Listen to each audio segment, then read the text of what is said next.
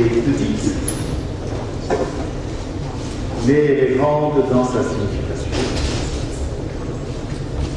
C'est la raison pour laquelle la faculté de médecine, en collaboration avec le laboratoire CREPAT, Laboratories SARL, a invité leurs excellences que je vais pouvoir citer et je vous demanderai également de les applaudir. Je présente son excellence.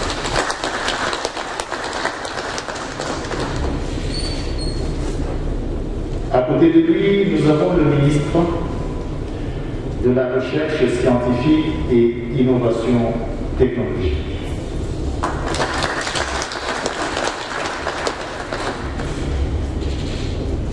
Enfin, à côté du ministre de notre faculté,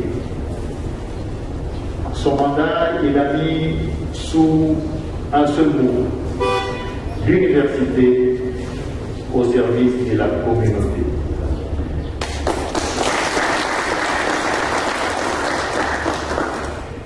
Je demanderai également au vice-doyen chargé de l'enseignement, le professeur Mourad Semedourou, l'enseignement à la faculté.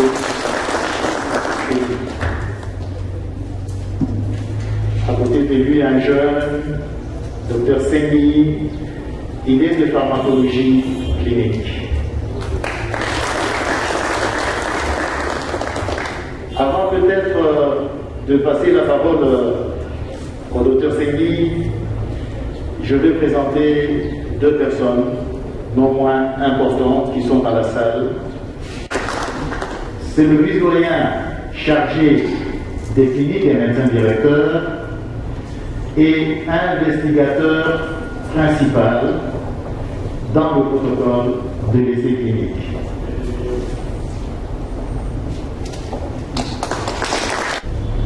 C'est l'investigateur principal. Nous sommes dans un pays de gens.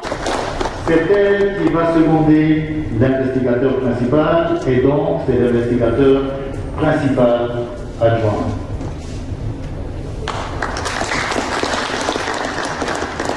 Ainsi,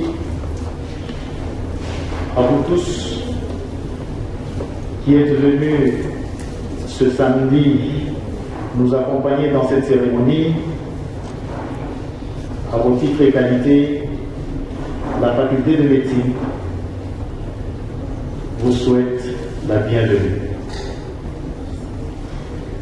Je vais demander au docteur Sengi de prendre la parole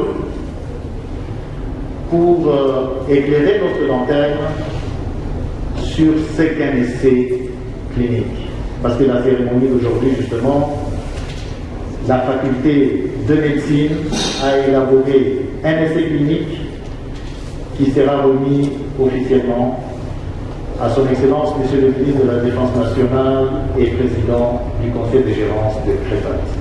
Docteur Sengi, vous avez la parole.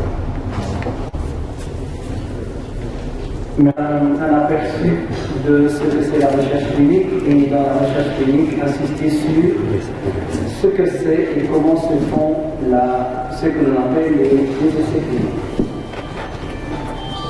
Première chose, nous allons dire à peu près qu'est-ce que c'est un essai clinique, c'est quoi? Un essai clinique, c'est un type de recherche clinique. Et la recherche clinique comprend plusieurs aspects. Dans la recherche clinique, on a affaire à des sujets humains ou à du matériel d'origine humaine, comme le sang ou bien le flux, etc. Dans la recherche clinique, on cherche à comprendre les mécanismes des maladies, à comprendre les interventions thérapeutiques ou bien à développer de nouvelles technologies.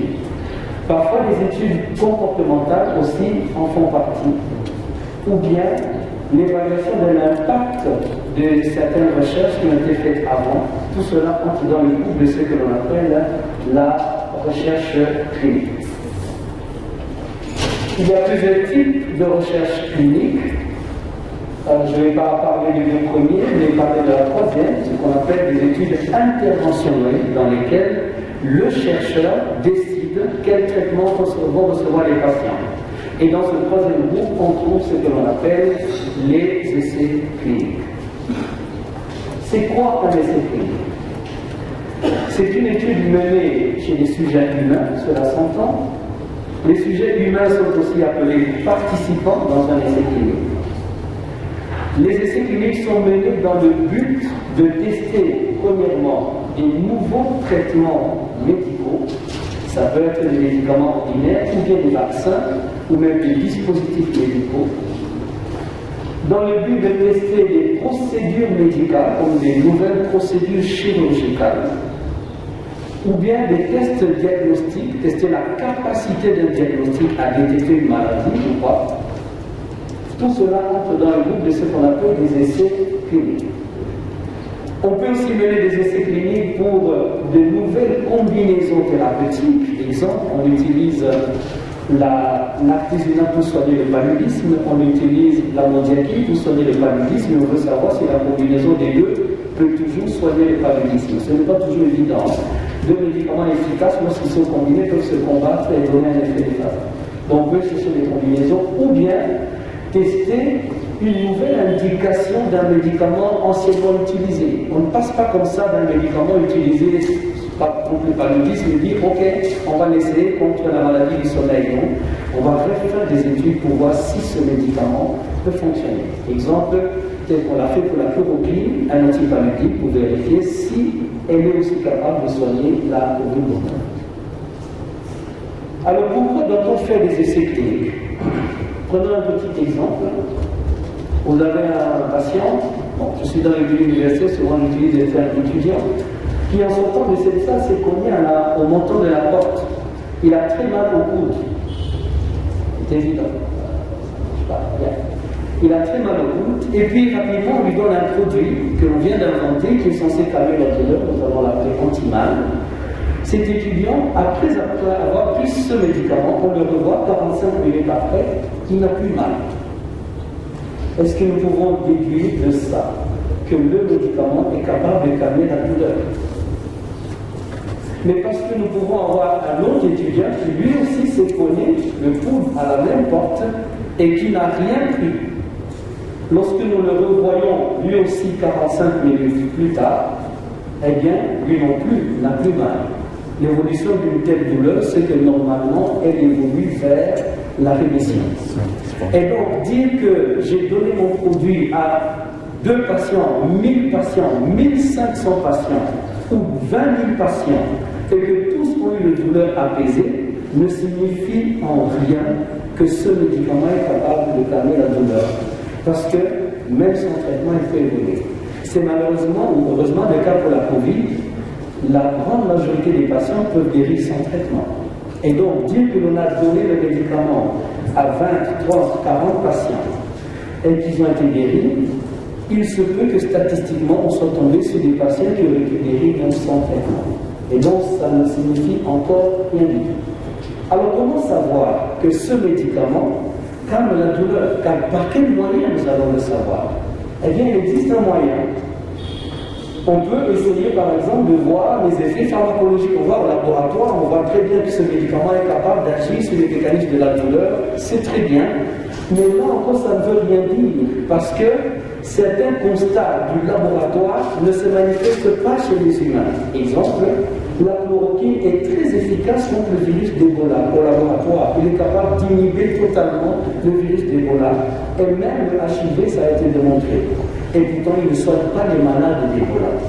C'est parce que le corps humain est bien plus complexe qu'une simple cellule ou une boîte de pétri dans le laboratoire. À l'intérieur du corps humain, il se passe de nombreuses autres, des millions d'autres réactions qui peuvent faire que ce que l'on a constaté au laboratoire ne se passe pas chez l'être humain. Autre chose, le produit peut être efficace, mais l'organisme humain refuse de l'absorber. C'est ce qu'on appelle la barrière pharmacocinétique. Les intestins ne l'absorbent pas. Ou bien dès qu'il entre, le foie le considère comme un poison et le détruit totalement. Et donc il y a beaucoup de choses qui peuvent faire que ce que l'on a vu au laboratoire ne signifie encore rien. C'est le point de départ, mais faut faire tout à fait autre chose. C'est autre chose, c'est quoi? C'est de tester le médicament chez l'homme, le vivant. Bien sûr, on commence par les animaux, mais nous n'allons pas parler de ça aujourd'hui. Et quand on teste chez l'homme, il faut à tout prix, comme j'ai dit, de la comparaison. Dans notre cas de médicament antimal, si on veut démontrer qu'il est capable de calmer la douleur, il faudrait avoir deux groupes. On prend un groupe d'étudiants qui se sont cognés, qui ont mal, certains prennent notre médicament et d'autres ne le prennent pas. Et nous comparons les deux groupes à la fin. S'il y a une différence dans l'apparition, dans le délai d'apparition de la douleur, ce n'est qu'à ce moment-là que nous pouvons attribuer cet effet à notre médicament. Mais ce n'est pas tout. Pourvu que les deux groupes soient comparables au début. Je vous dis, c'est ça. Pourquoi faut-il qu'il y ait deux groupes comparables au début? Prenons un exemple. Je suis en train de tester mon médicament contre le Covid et je vais le comparer à l'hydroxychloroquine. Je sélectionne un groupe de patients qui prennent l'hydroxychloroquine et un autre groupe qui prennent mon médicament. Mais en évaluant, je vois que la moyenne d'âge dans le groupe qui a pris chloroquine est de 63 ans. La moyenne d'âge dans le groupe qui a pris mon médicament est de 37 ans. Il y a beaucoup de choses que je constate une mortalité plus élevée dans le groupe chloroquine. Est-ce à cause de la chloroquine? Eh non, mais peut-être parce que la moyenne d'âge est plus élevée dans ce groupe. C'est ce qu'on appelle chez nous les facteurs de confusion. Il se passe ceci, l'être humain, le malade, est constamment soumis à des influences physiques, chimiques et biologiques multiples. Les rayonnements, l'eau qu'il a bu, la nourriture et ces influences peuvent modifier son état de santé dans un sens ou dans un autre. Il y a des substances qui baissent la glycémie dans les aliments que nous avons mangés. Il y a des antibiotiques dans certaines viandes que nous avons mangées, surtout celles qui ont été élevées dans l'élevage intensif. Et donc on peut avoir une amélioration, une détérioration de son état, soit à une influence de rayonnement auquel on a été exposé ou à l'alimentation que l'on a pris. Donc il y a plusieurs choses qui peuvent influencer. Tout cela, on les appelle des facteurs de confusion. C'est pour ça. Si on veut déterminer qu'un produit a été plus actif dans un groupe, il faut d'abord démontrer que ces deux groupes étaient comparables au départ, en termes d'âge, en termes de sexe, en termes de comorbidité, du diabète, etc., etc. Comment constituer deux groupes comparables? La seule façon de constituer deux groupes comparables, c'est de recourir à la nature, c'est-à-dire le hasard. Jusqu'aujourd'hui, la science n'a pas trouvé, du moins à ma connaissance, mieux que le hasard pour obtenir deux groupes comparables. Et le fait d'assigner les individus au hasard dans les groupes, random en anglais, ce qu'on appelle la randomisation. La randomisation donc suppose que les participants, on a déjà vu que ça doit être deux groupes, sont repartis au hasard dans l'un ou l'autre groupe. Ça peut se faire, on a beaucoup de logiciels actuellement qui, dès que le patient arrive, on clique sur un ordinateur, l'ordinateur vous dit mettez-le sur le groupe A. Un autre arrive, on dit groupe A encore. Un troisième arrive, groupe B. C'est comme ça qu'on repartit au hasard. Ou bien, ce que l'on fait, et ce que l'on va faire dans cette étude, je pense, c'est une liste de randomisation au hasard dans un groupe ou l'autre, et tous les deux groupes sont traités et suivis, et on voit maintenant l'issue, donc le outcome. Et s'il y a une différence dans le groupe que l'on a par rapport au groupe contrôle, à ce moment-là, on a l'autorisation de dire que ce traitement ici a un effet. Alors, c'est ce qui fait les essais cliniques, ce qu'on appelle le gold standard dans la recherche clinique. Lorsqu'on veut démontrer l'efficacité d'un produit ou son innocuité, il n'y a pas mieux que les essais cliniques pour le démontrer. Les essais cliniques comblent le fossé entre la science fondamentale et l'amélioration de la santé. C'est le meilleur moyen. Malheureusement, il n'y a pas assez d'essais cliniques dans notre pays. Je pense que l'année dernière, on en a recensé à peu près 79 dans toute la RDC. Nos voisins de la Tanzanie avaient autour de 500 essais cliniques en cours. Et j'ai travaillé dans un hôpital au Japon, à Tokyo, un seul hôpital qui avait plus de 600 essais cliniques en cours au moment où nous y étions. Ça veut dire que de tout le temps, en RDC, Nous utilisons les médicaments sur base des essais cliniques faits ailleurs. Si aujourd'hui on nous dit que, je ne sais pas, l'altopacone ou bien la céfixime peut soigner telle infection, c'est sur base des essais cliniques faits sur les Européens, sur les Asiatiques et tous les autres qui peuvent avoir des différences par rapport aux Congolais. C'est un message pour moi très important aujourd'hui. Tout ce que nous savons sur les médicaments a été fait sur une population autre que congolaise parce qu'il n'y a pas suffisamment d'essais cliniques en RDC.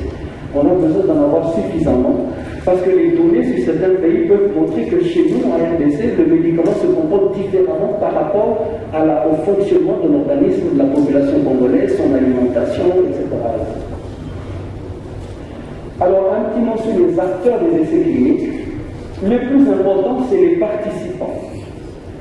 On a fait récemment une formation pour rappeler que le devoir principal du chercheur dans un essai clinique, c'est de protéger les participants. Parce que, Monique. Alors, un petit mot sur les normes qui régissent les essais cliniques, qui doivent être respectés. Première chose, il n'y a pas d'essai clinique à la congolaise. On respecte les normes ou bien on ne fait pas d'essai clinique. Les essais cliniques doivent respecter les normes de la Conférence internationale sur l'harmonisation, ICH, qui au départ réunissait le Japon, l'Europe et les États-Unis. L'OMS est observateur, si je ne me trompe pas, mais soutient beaucoup. Ok, merci de la soutenir. L'OMS est observateur. À côté de ces trois groupes, certaines autres parties du monde ont créé des conférences sur l'harmonisation régionale qui respectent la ICH. L'un d'eux, en Afrique, le tout premier, c'est la SADC. Et la RDC, en tant que membre de la SADC, est connectée et obligée de suivre les normes de ICH. Et donc, ces travaux, dans ces conditions-là, appartiendraient aux États-Unis. Il a résisté. Comme il a résisté, les facilités de travail ne lui étaient plus accordées comme avant. C'est en ce moment-là qu'intervient Son Excellence, Monsieur le ministre de la Défense nationale, qui à l'époque était le directeur du service de santé de l'armée. Avec ses relations, il prendra contact avec l'armée sud-africaine. Et l'armée sud-africaine acceptera de recevoir M. Constantin Bachilizi parce que le base C qui vous sera présenté, initialement il a été fabriqué pour les sida.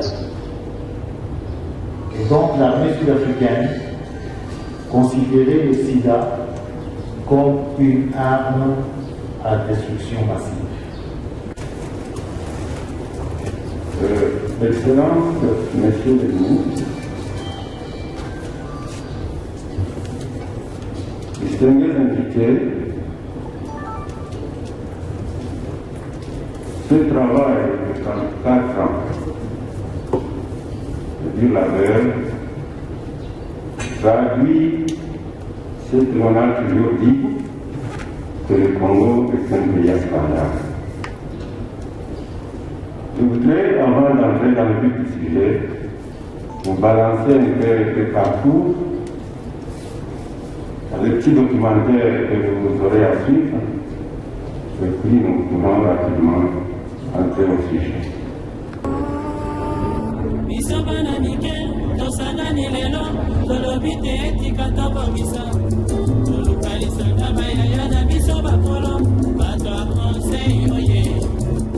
Population ya Congo, jeunesse nationale, parce qu'il est là pour Babongisa.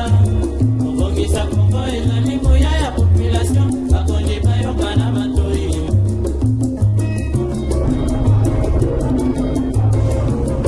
Babongisa Mboka et Poli Motote. Motonio son amosala. Aha, on dirait qu'il est pas là.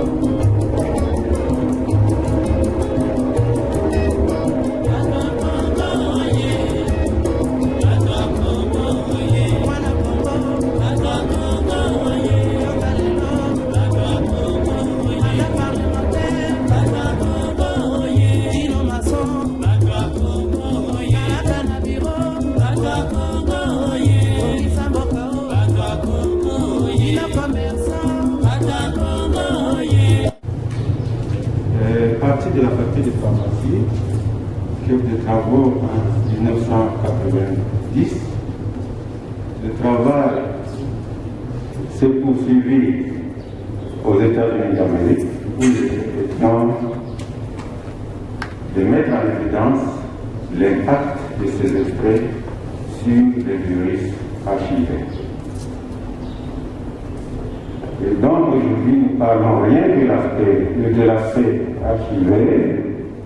Excusez-moi, le sujet est en anglais, puisque nous sommes branchés sur le Zoom, et il y a eu beaucoup d'intervenants à l'extérieur qui tenaient à suivre avec nous cette communication. Je m'intéresserai de devoir de la traduire en français. C'est donc une étude d'équipe, un travail d'équipe, l'équipe TEPAC que vous voyez listé là-bas. Le produit fini donc, se présente sous deux formats. Le format prévu pour les infections aiguës comme la COVID-19. Là-bas, il est de 45 comprimés, puisqu'en fait la prise ne se prend que sur 7 jours.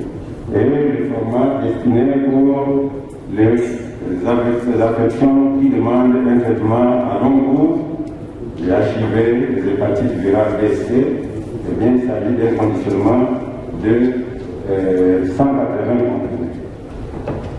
Je vais donc aborder le sujet rapidement en passant par l'introduction, les méthodes, les résultats.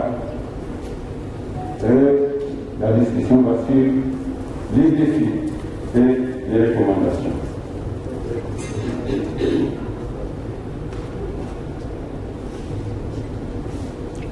Eh bien, le SARS-CoV-2, comme vous le savez, responsable de la COVID-19, constitue une menace majeure pour la santé des nations, ainsi qu'un obstacle pour le développement socio-économique.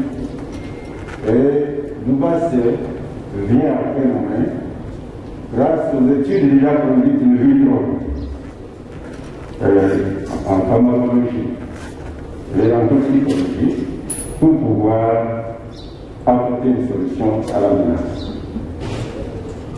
Initialement, il était conçu pour le HIV.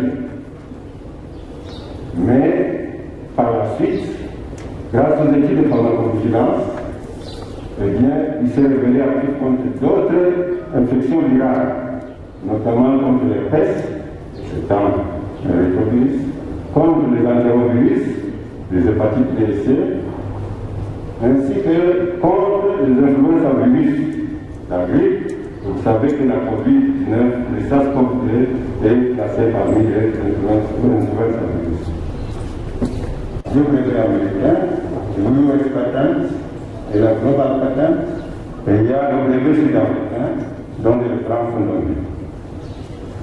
L'étude a aussi été publiée dans Biométra International, dans la revue Médecine ouverte en 2004, ainsi que récemment au Congrès international sur la COVID-19 qui s'est tenu à Brazzaville au mois de janvier.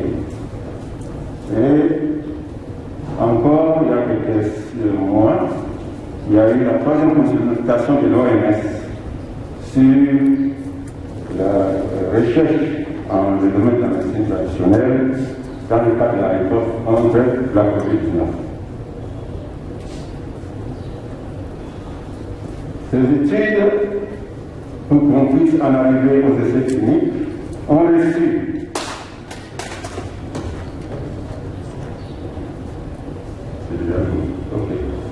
merci. On reçut, avant de conduire les essais cliniques, des avis favorables des comités nationaux d'éthique, du comité du ministère de la Santé publique, ainsi que le comité de l'école de santé publique. L'année de même pour l'étude que nous allons conduire bientôt avec la faculté de médecine. Ils sont ouverts depuis 2017, par les autorisations de mise sur le marché du ministère de la Santé publique. Les références sont données, aussi bien pour Kibassé que pour Cancun, ainsi que ils sont enregistrés au répertoire national de médicaments essentiels, numéro 548 et 549, respectivement. C'est ça la méthodologie. La méthodologie porte sur la chimie, ainsi que sur la pharmacologie et l'essai clinique. Il s'agit, s'agissant de la chimie, de la combinaison des deux extraits. Un extrait que nous appelons l'eau et un extrait que nous appelons l'air. Ces deux plantes, je dis que le Congo est dans le milieu, l'une qu'on pousse de manière prolifique à l'est de la RDC et l'autre ne pousse par l'ouest de la RDC et uniquement au Congo. Nulle part ailleurs au monde ne pousse. Donc, voici encore une fois un constat, un évaluation, mais souvent cette fois-ci du plan médicinal que l'on trouve au Congo. Des équipes, on a posé des études in vitro pour déterminer à la fois l'efficacité en recherchant la capacité de ces extraits à bloquer, à inhiber la réplication virale, à inhiber les effets cytopathiques induits par le virus, et l'établissement de toutes ces parties-là, les effets anti-carcinogéniques et anti-cancéreux de ces extraits. Il ne suffit pas que nous commençons à efficace, il faut encore vérifier si ce n'est pas toxique. Nous avons conduit les essais de toxicité, in vitro et in vivo, et vous aurez les résultats. Donc, la méthodologie en ce qui concerne les essais cliniques, il y a les critères de sélection des patients. Il faut que le patient soit confirmé Covid positif. Mais parmi eux, il y en avait qui étaient asymptomatiques. Ou alors, confirmé Covid positif, mais symptomatique, et à différents stades. Ou alors confirmer Covid positif avec des facteurs de risque de comorbidité, caractérisés soit par l'obésité, le diabète, l'hypertension, les cardiopathies, les défaillances cardiaques, etc. Ensuite, il y a des laboratoires de laboratoire qui étaient conduits conformément au standard de l'IRA.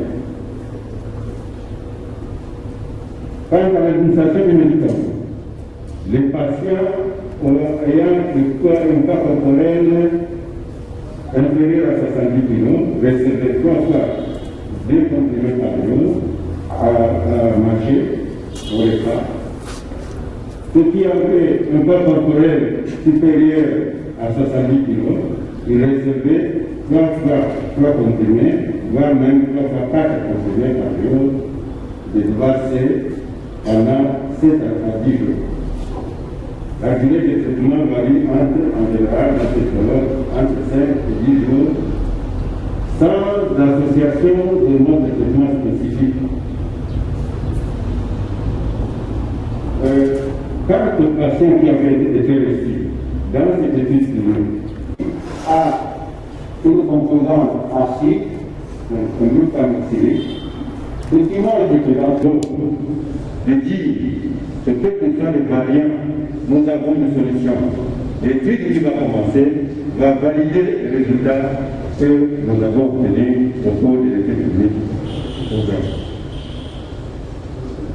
Enfin, nous avons des études de toxicité et on voit que toutes les cellules exposées à ces molécules ont un pourcentage de viabilité qui varie entre 80 et 100%, ce qui montre qu'en fait, ces composés ne sont pas du tout toxiques. On voit en plus que les doses auxquelles les produits produisent l'effet antiviral et sont déjà à 10 fois plus élevées que la dose, la concentration maximale inhibitrice non toxique, 200 microgrammes par millilitre, pendant que la dose efficace se trouve autour de 25 microgrammes par millilitre, preuve supplémentaire que ces produits ne sont pas toxiques. Nous avons ensuite conduit l'étude de toxicité in vivo chez les animaux de laboratoire à l'INRB, ici au Congo. Et là encore, a démontré que nous étions en présence des composés qui n'étaient pas toxiques du tout. Toute l'étude de l'INRB aucune fatalité, aucun cas de risque. Du point de vue de laboratoire, on a observé que les tests conduits, les tests sur le prélèvement nasopharyngé ou pharyngé, les tests de non détectables, les sarcoplasmes non détectables entre 3 et 5 jours de vie. Et lorsqu'on dose les antigènes, on peut bien, les antigènes deviennent négatifs entre 3 et 6 jours de vie. On a aussi observé qu'il n'y a aucun indice de toxicité chez les patients, aucun effet secondaire, lorsqu'on testé tous les organes vitaux des patients soumis au traitement.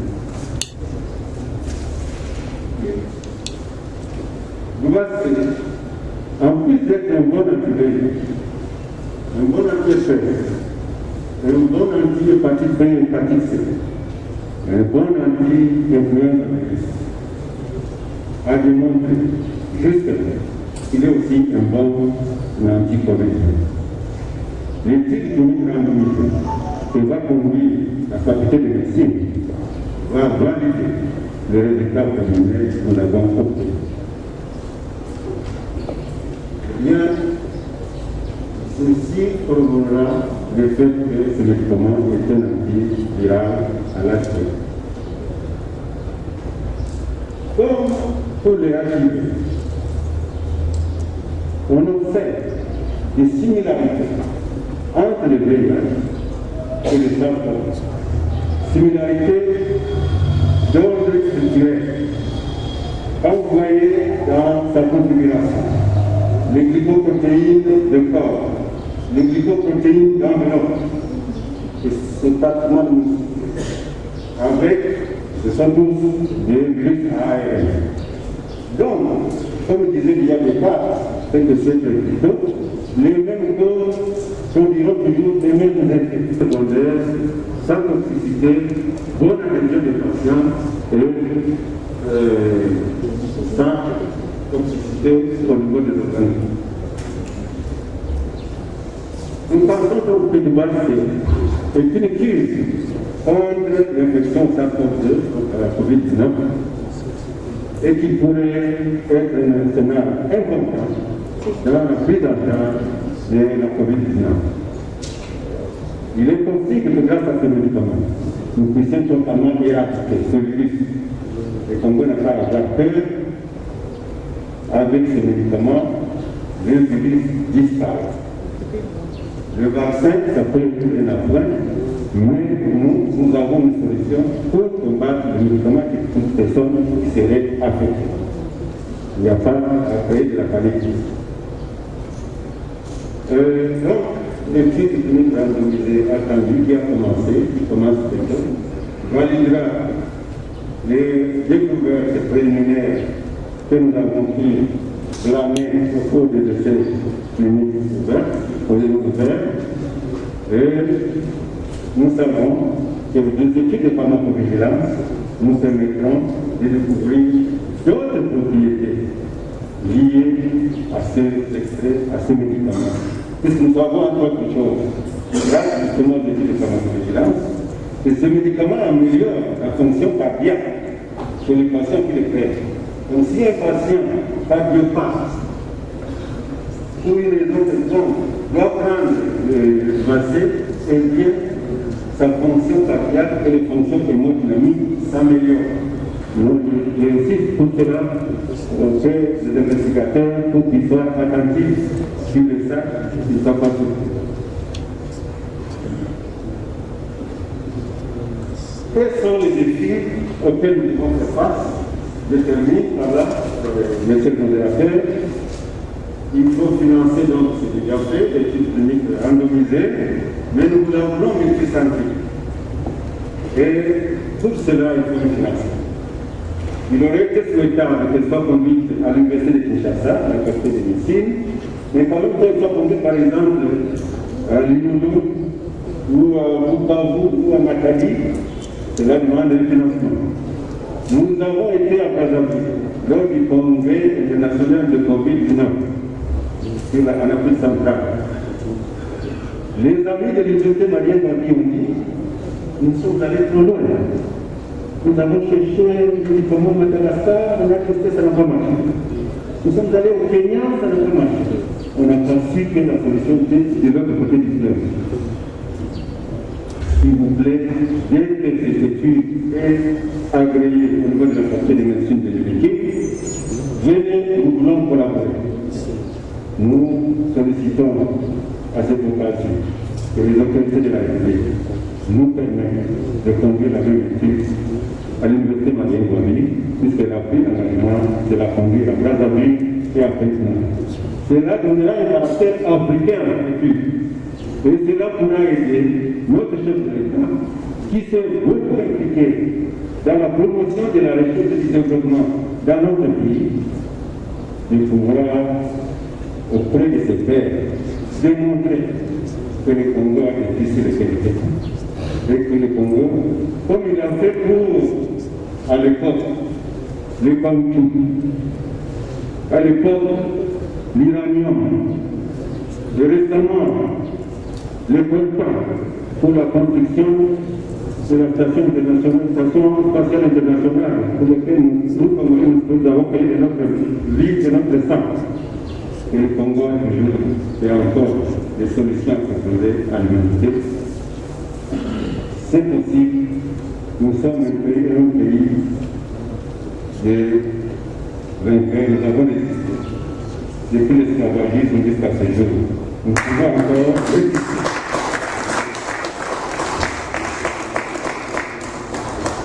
Enfin, il faut donc il y a une production à grande échelle, et ça nous allons le faire à deux niveaux. En développant ces molécules, en les synthétisant en laboratoire, nous sommes en mesure de produire ces médicaments à un prix trop bas pour qu'ils soient accessibles à nos populations qui sont à faible revenu. Si nous ne réussissons pas cette synthèse en priorité, nous devons développer des plantations à perte de vue. Le Congo a encore de l'espace. Et le produire comme on le fait aujourd'hui avec la finise de pharmacie. Nous pouvons le faire. Donc, deux façons de pouvoir assurer l'approvisionnement régulier en matière première et en produits finis. Le site de synthèse, j'en ai parlé. Il faut en fait, comme notre challenge, protéger les scientifiques et les droits à la propriété intellectuelle.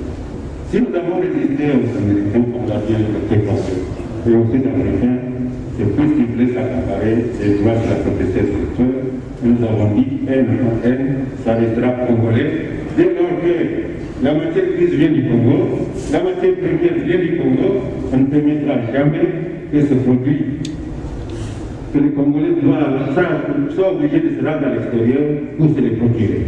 Il faut que l'extérieur vienne au Congo pour l'utiliser au Congo.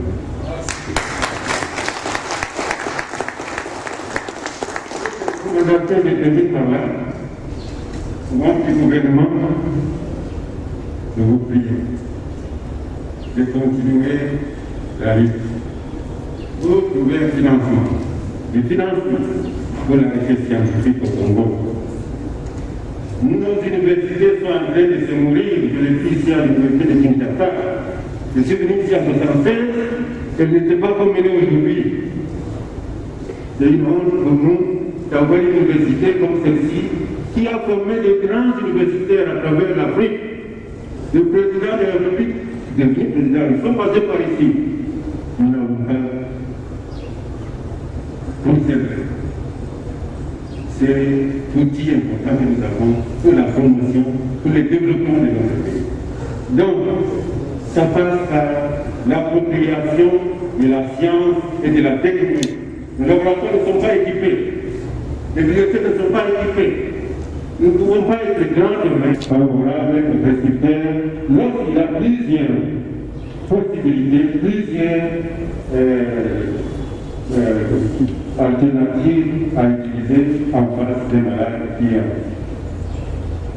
Au niveau de l'OMS, nous saluons la présence de son excellence du représentant qui se dit très ouvert à la recherche en Afrique, nous souhaiterions que l'OMS également s'implique dans la consolidation des solutions pouvant mettre fin à cette pandémie. Et les Congo aujourd'hui lui offrent une des solutions. Il s'implique aussi à la sécurité scientifique et les pouvoirs intellectuels. Ils sont nombreux qui sont morts simplement parce qu'ils ont été contredire les grands. Nous ne devons pas avoir peur d'avancer. Nous avancerons, quoi qu'il arrive, mais nous devons être conscients que le danger existe. Enfin, nous remercions tous ceux qui se sont impliqués dans cette étude. Avec le South African Military Service, donc le service militaire de l'armée sud-africaine, et le South African National Defense Force, donc l'armée sud-africaine. L'Université de Pretoria a participé dans la conduite des essais in vitro. L'Université Watassessono a participé dans la conduite des travaux de chimie. L'Université du KwaZulu-Natal a participé dans l'élucidation des systèmes nucléaires. Notre université a participé dans la conduite des essais in vitro sur les cancers. Nous remercions encore ici chez nous l'ANAPI, l'Agence nationale pour la promotion des investissements. Sans son soutien, tout le matériel que nous avons fait venir au pays, nous aurions de la peine à faire venir à cause des droits des exorbitants, des droits des assises et consorts. Nous remercions particulièrement les pays, les fonds de promotion et les lycées. Monsieur le directeur, veuillez établir notre gratitude au sous-directeur général pour les efforts incessants qu'ils ont cessé de fournir pour que ce médicament soit mis à la disposition des Congolais. Et je sais, à ce jour, ils sont nombreux qui ont bénéficié de ce médicament grâce au sacrifice consenti par les pays. Merci pour tous les soutiens, merci pour tous les efforts. Le gouvernement de la République, au travers de son Excellence, Monsieur le Président de la République, Félix Antoine Tshisekedi Tshilombo, nous a exprimé son soutien en disant ce n'est pas ce genre d'activité, ce n'est pas ce genre de pays de violence.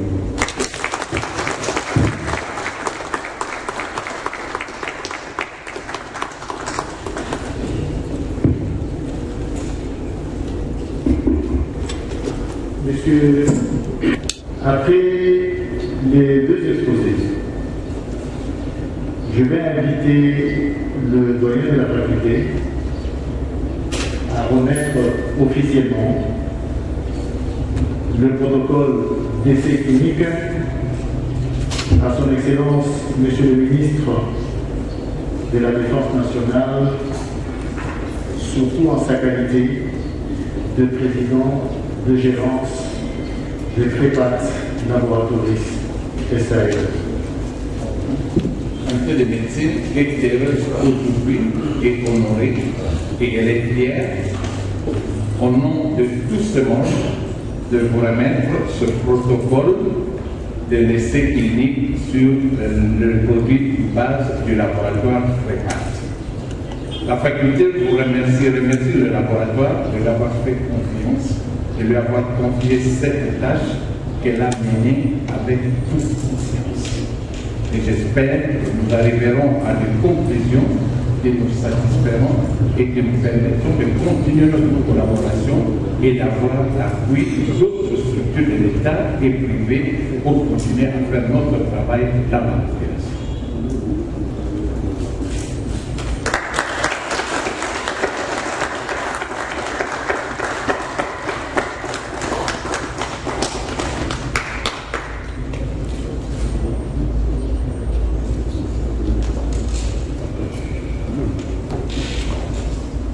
Bien. Essai clinique. Hydroxychloroquine versus Doubas-C.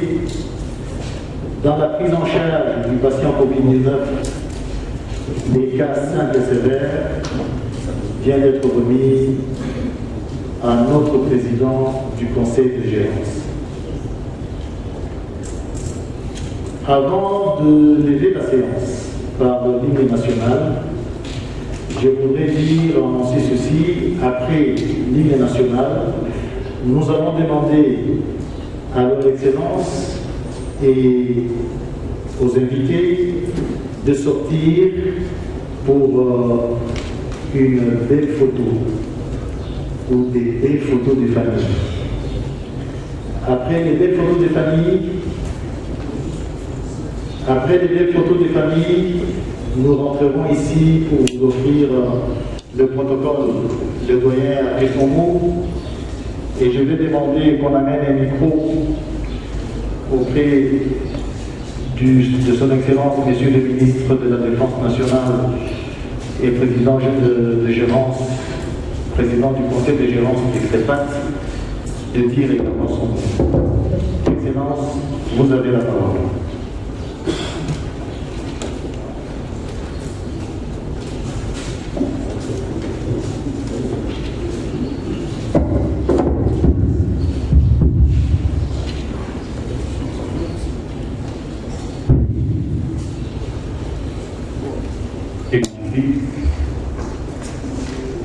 Et technologie de l'innovation. Excellence, Monsieur le ministre de la Communication et Médias. Excellence, Monsieur le représentant de l'OMS en République démocratique du Congo. Monsieur le professeur Mbalora, chef du panel d'accompagnement du chef de l'État, président de l'Union africaine. Monsieur le doyen de la faculté de médecine. Messieurs les professeurs, distingués invités à vos titres et qualités respectifs. À cet instant, j'ai le meilleur rôle, plus facile, celui de conclure.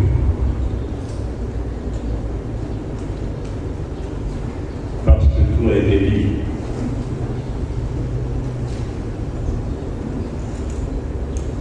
Mais pour que je ne conclue pas sans rien dire,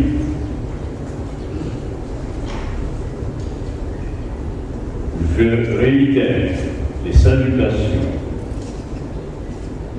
de CREPAT,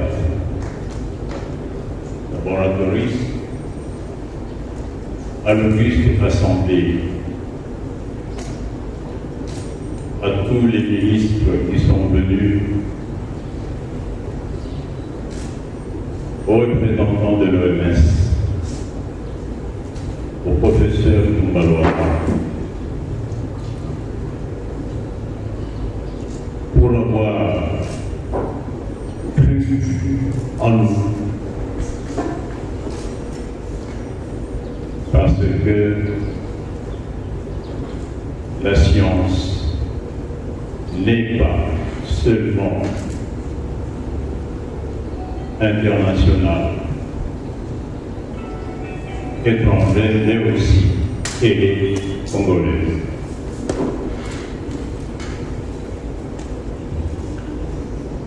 Monsieur le doyen de la faculté de médecine,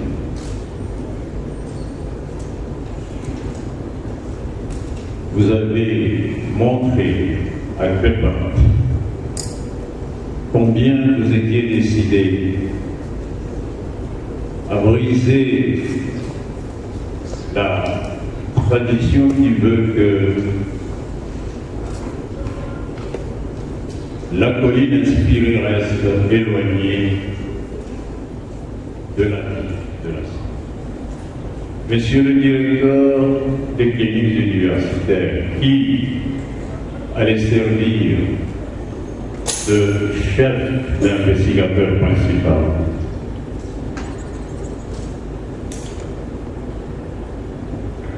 ainsi que votre collaborateur, recevez ici d'ores et déjà les remerciements de PEPAT que vous avez accueillis avec beaucoup d'enthousiasme.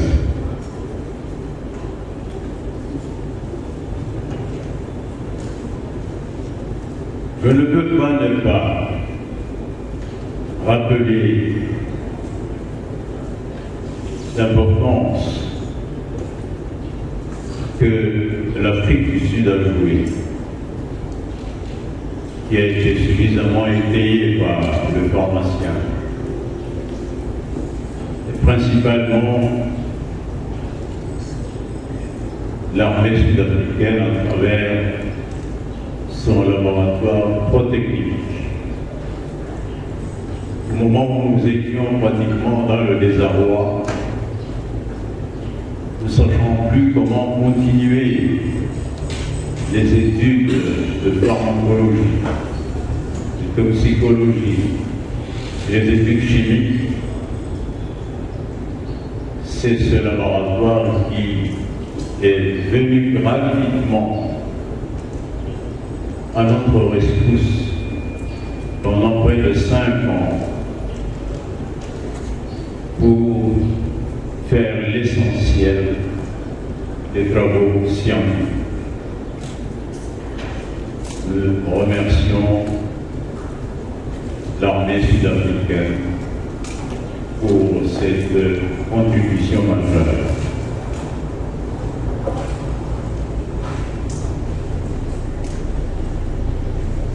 Nous remercions bien entendu, comme l'a déjà dit le pharmacien, toutes les autres universités sud-africaines avec lesquelles nous continuons d'ailleurs pour le stade final qui est d'ici quelques mois le brevetage international de la découverte de base C et cancure. Enfin, de la short list, comme disent les Anglais, si nous sommes présentement ici, c'est probablement aussi parce que il y a eu une déclaration de haute portée politique de notre président de la République, qui, il y a 3 mois à peu près, a déclaré à Brazzaville, juste aux côtés de son homologue congolais, je cite, le Congo a 2 solutions médicamenteuses.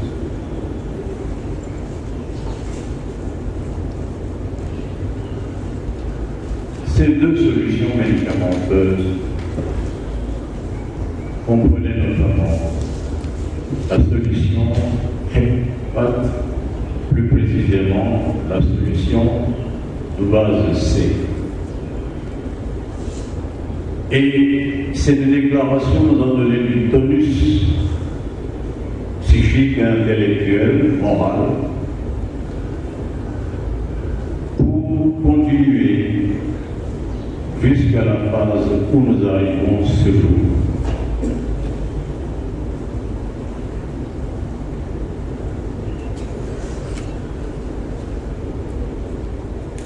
À savoir que la République démocratique du Congo dispose, comme l'a dit le président de la République, d'un médicament contre la COVID-19. Et nous aurons ainsi prouvé que notre pays n'est pas seulement un scandale géologique,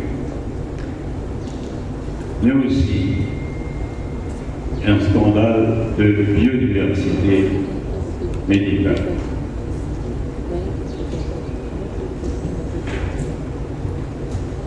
Excellences, Messieurs les ministres, Excellences, Monsieur le représentant de l'OMS, Monsieur le professeur Moubalora, Monsieur le doyen avec tout votre staff, je vous remercie de votre bien aimable attention.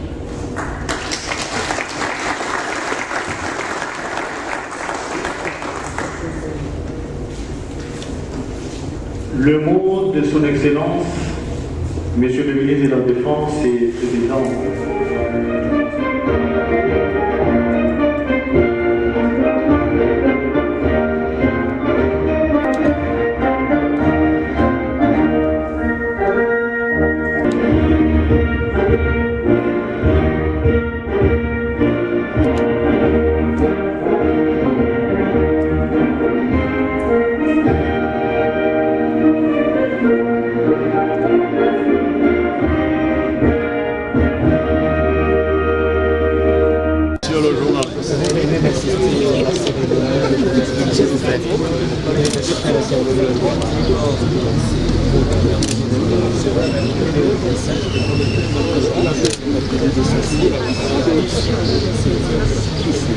La population congolaise doit savoir que le Congo dispose d'une solution médicamenteuse contre le traitement de la Covid.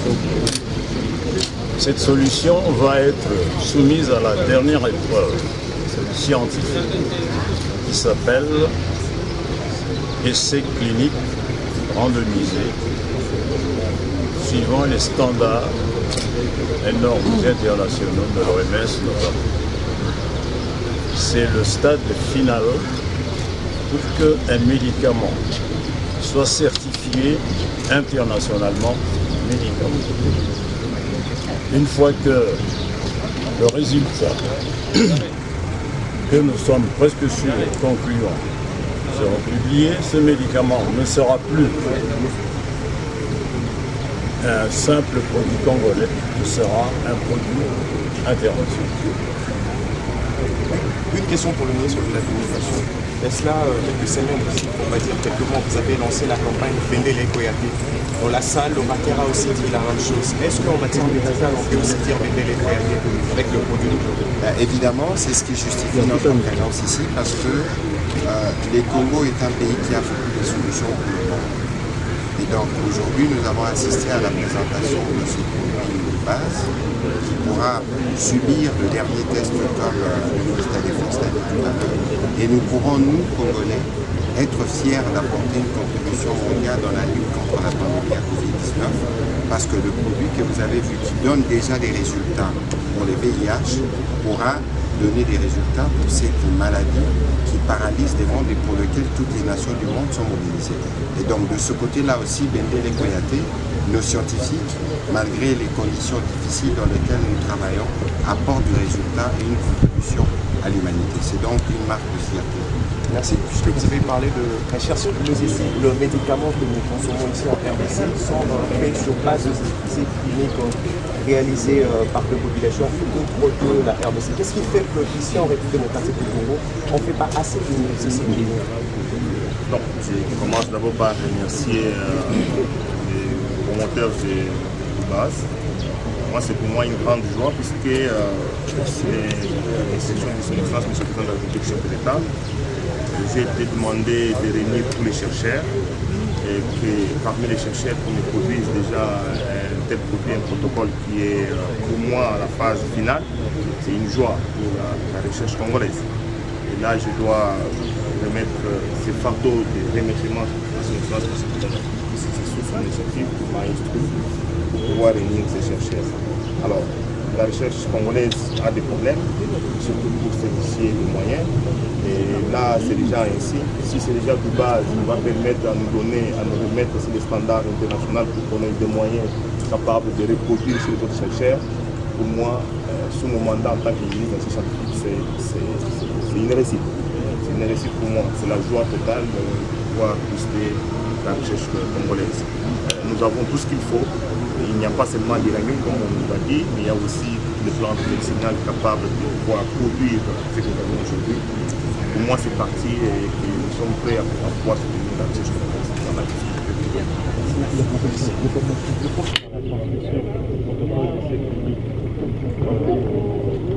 conseil de gérance de FEPAT. C'est un événement très important dont nous devons mesurer la portée parce qu'elle montre le savoir-faire, la créativité, le génie créateur de nos chercheurs. L'FPI, comme vous le savez, est une association qui a pour mission de financer des projets, mais qui a aussi pour mission d'appuyer les projets de recherche appliquée. C'est dans ce cadre que nous avons accompagné FEPAT depuis quelques années par des appuis pour nous permettre de finaliser la mise au point de ces produits. Et donc nous sommes très fiers aujourd'hui d'avoir accompagné FEPAT dans son cheminement. Et aujourd'hui, le peuple congolais commence à voir les premiers résultats du travail qui a été fait par les chercheurs congolais, par les chercheurs congolais et avec l'appui des autorités de ce pays et les institutions nationales comme la savoir, le bassin est à la portée de tous les Congolais ou bien comment ça va se passer pour que le Congolais puisse consommer ces produits du bassin? Bien, si vous posez une question, madame, le prix. La cure aujourd'hui pour le bassin, pour un patient de poids moyen, 5 kg, coûte 50 $. Ça dure 7 jours de traitement, c'est suffisant pour juguler la COVID-19 en 7 jours. Quand vous comparez les autres dépenses que nous faisons d'habitude, vous trouverez que c'est sans commune mesure lorsqu'il s'agit de sauver une vie humaine en danger. Donc nous pensons que c'est vrai, le prix n'est pas encore accessible aux petites économies. Il ne faut pas non plus croiser les bras. Nous savons que nous sommes dans une société africaine où la solidarité a encore un sens. Quand un membre de famille est affecté, c'est toute la famille qui se mobilise. Mais nous pouvons encore, et nous l'avons dit ici, voir à la baisse le prix de ce médicament. Cela tient de ce que les économistes appellent l'économie d'échelle. C'est-à-dire, ça, les fourmis l'ont compris avant nous. Lorsque les fourmis doivent déplacer un gibier qu'ils ont attrapé, ils savent qu'une seule fourmi ne peut pas déplacer ce gibier. Ils se mettent ensemble. Et vous voyez des petites bestioles déplacer pratiquement des montagnes. C'est comme ça qu'ils construisent des termites. Ça ne se fait pas par une personne, ça se fait par un groupe de fourmis. Donc, de la même façon, chez nous, les humains, ce prix peut être revu à la baisse si le nombre de consommateurs augmente. À ce moment-là, l'assiette est large. Ou si nous arrivons à le synthétiser par voie chimique, à ce moment-là, les coûts de production deviennent bas, mais la masse à produire devient importante. À ce moment-là, les prix seraient réellement populaires. Nous sommes contents parce que cet essai clinique va répondre aux normes de l'OMS, aux standards de l'OMS. Et cet essai clinique permettra de vérifier l'efficacité, l'unicité du nouveau produit du base C par rapport au protocole standard de routine. Et ça nous permettra de valider ou pas les observations faites précédemment lors des essais ouverts. Mais là, c'est une étude randomisée. Est-ce qu'en clinique, il y a souvent des essais cliniques? Les essais cliniques doivent être financés. Est-ce que lors de l'exposé du docteur Singhi, il a déploré qu'il n'y a pas trop des essais cliniques? Il n'y a pas trop faute de sponsors, mais pas faute de ressources qualifiées. Donc là, il y a eu un sponsor, on va mener l'étude et on va vérifier. Alors, est-ce que c'est un problème? Il n'y a pas moyen de lancer un message au gouvernement, parce que dans la salle, on a eu à constater, il y avait des envoyés du président de la République, mais également de ministres d'État. Le message est que le gouvernement doit investir dans la recherche scientifique. La recherche scientifique a beaucoup d'avantages. Aujourd'hui, la Chine, l'Inde sont des pays qui ont fait de la recherche scientifique un des atouts pour leur développement. Donc la recherche scientifique doit être financée par le pouvoir public, pas seulement le pouvoir public, par tous les bailleurs de fonds, par tous ceux qui ont des moyens. On se pose beaucoup de questions, indépendamment même du traitement contre la Covid. On se pose des questions, avons-nous une immunité collective? Avons-nous une immunité croisée dans la population? Il faut de la recherche et ça nécessite des moyens.